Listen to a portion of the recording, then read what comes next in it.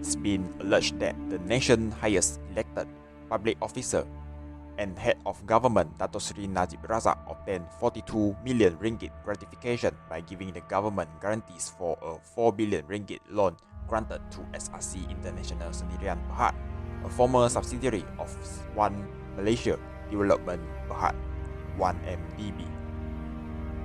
1MDB established SRC International to pursue investment in conventional and renewable resources in January 2011. SRC then partnered with Aba Investment PJS to set up Aba SRC Strategy Resources Limited for investment in Mongolia coal industry without a feasibility study. The 4 billion loan was granted by kumpulan wang persaraan diperpadankan, according to Attorney General Tommy Thomas' opening statement at the Najib SRC trial, which the prosecutor described as the first of many cryptocurrency 1MDB linked prosecutions.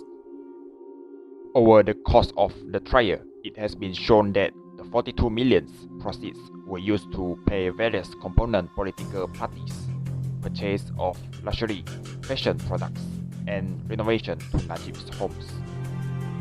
Najib has been standing trial for 3 counts of criminal breach of trust over the misappropriations of SRC International funds during his tenure as Prime Minister and Finance Minister, a separate charge of abusing the same position for self-gratifications, and another 3 charges of money laundering. He has been facing 7 charges, namely 1 count of abuse of position under Section 23 of the Malaysian Anti-Corruption Commission (MACC) Act 2009, 3 counts of criminal breach of trust (CBT) under Section 409 of the Penal Codes, and 3 charges of money laundering under Section 4(1)(b) of the Anti-Money Laundering, Anti-Terrorism Financing and Proceeds of Unlawful Activities Act 2001.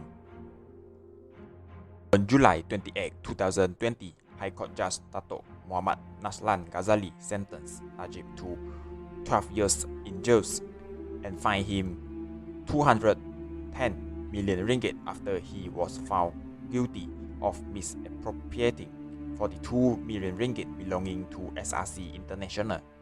In his judgment, Muhammad Naslan said it was clearly established by evidence that the accused has a personal and private interest in SRC International, a finding which remained unrebutted by the defense. In the end, Najib fails in final SRC International appeal as Federal Court upholds previous conviction and sentence.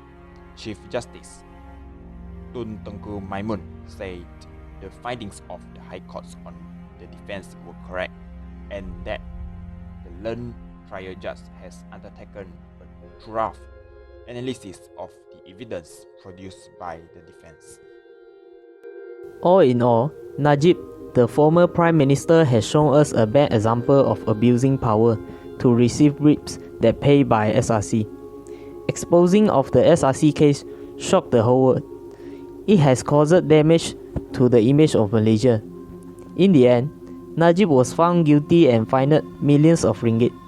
He is also the first former Prime Minister who is in jail. From this case, we learn that corruption is unethical conduct. The worst part of corruption is, once you corrupt, you will never go back to the same again. It brings endless bad consequences. So, we should never get involved in corruption and should always obey the law.